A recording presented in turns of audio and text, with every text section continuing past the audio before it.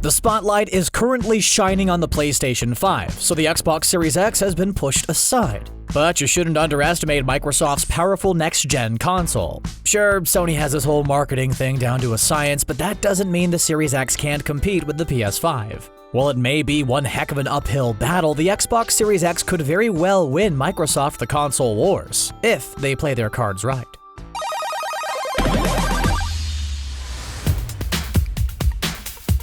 The main reason why we believe the Xbox Series X could make a big splash this upcoming generation is because of its specs. The machine's an absolute beast. It's running an 8-core AMD Zen 2 CPU clocked at 3.8 GHz. And it has a custom RDNA 2 GPU with 52 compute units capable of producing 12 teraflops clocked at 1.825 GHz. That's a heck of a lot of power that the PS5 simply can't match, and that means games should look better and run more smoothly on Xbox Series X. The Series X also has a 1TB solid-state drive, but it's going to be slower than the PS5's 825GB SSD that's capable of 5.5 to 9 GB per second speeds, which is a lot faster than the Series X's 2.4 to 6 GB per second speeds. This means load time should be faster on the PS5.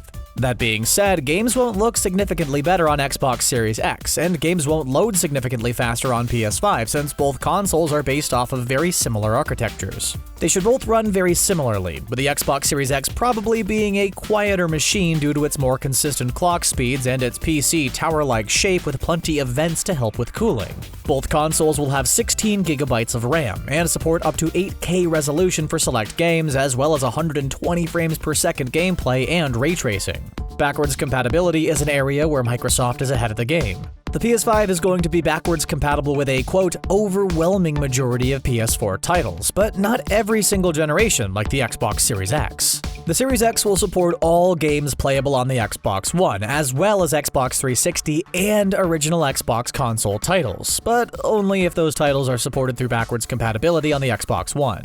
That being said, it's a really smart decision for Microsoft to make their console compatible with 4 generations of gaming.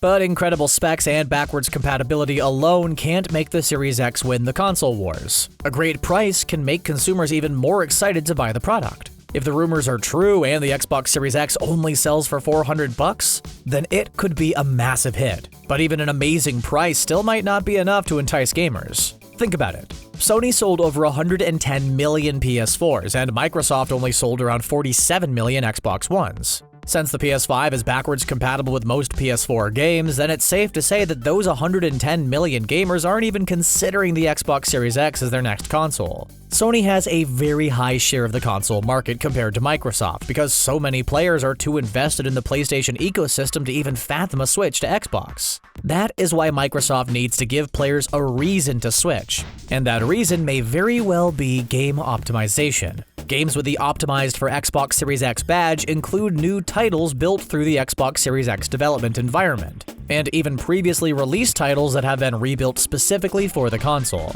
So essentially, Microsoft is trying to get video game developers to optimize their games for their console and leave Sony hanging out to dry. These Optimized for Xbox Series X games have to take advantage of all the console's incredible technology and blow the PS5 out of the water. This means the amazing visual fidelity of 4K to 8K resolution, next-gen 120 FPS frame rates, and next-gen ray tracing that were promised in the trailer need to be in all of these optimized games. If these games could differentiate themselves from those on the PS5 and take advantage of the Series X's impressive specs, it could really help Microsoft take back home some of the market share and relive the glory of the Xbox 360 days. Something that hasn't really gone in Microsoft's favor is their marketing. Microsoft may have jumped the gun just a bit and announced things a little too early. Something that Sony capitalized on by doing, well, absolutely nothing. Microsoft revealed the Xbox Series X and its controller all the way back in December 2019, when the world was a very different place.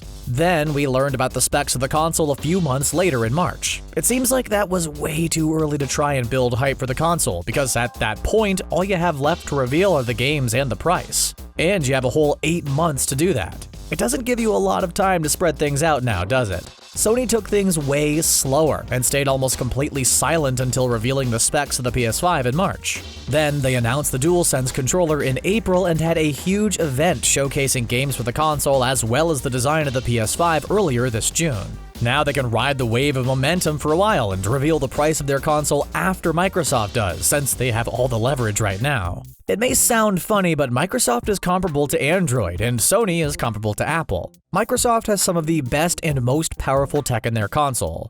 And Xboxes are usually cheaper than PlayStations, similar to Android smartphones. Sony has many gamers already invested in their ecosystem, which naturally brings gamers back to their consoles even if they don't have the most sophisticated technology, similar to Apple and their ecosystem. It's clear that Sony is dominating the market share between the two, similar to iPhones in the North American market specifically, which is why Microsoft will need to really challenge Sony if they want to win the console wars.